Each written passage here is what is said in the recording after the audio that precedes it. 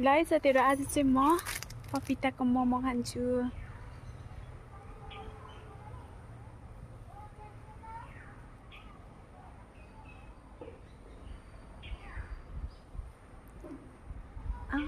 पपिताबाट कति दुध निस्केको।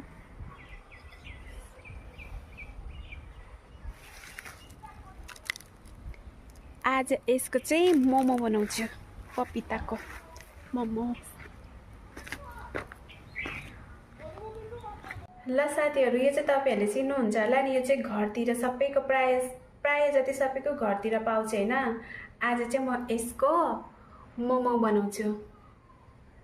तपाईहरुलाई पनि म मोमोको रेसिपी शेयर गर्छु है, हेर्दै जानुहोस् है त। पपिता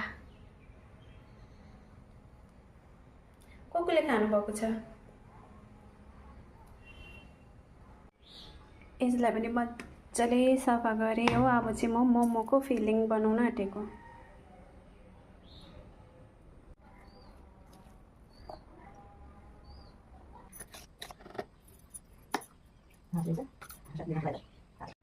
अब चाहिँ म मोमोको लागि डो रेडी पार्नु पर्यो हो। यसमा चाहिँ मैले आटा र मैदा दुईटै मिक्स गरेको छु।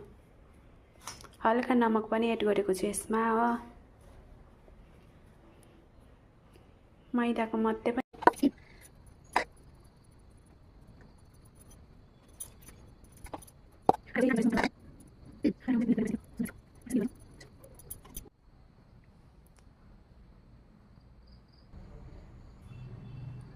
यो चाहिँ बिग साइजको भयो मेरो मोमो चाहिँ।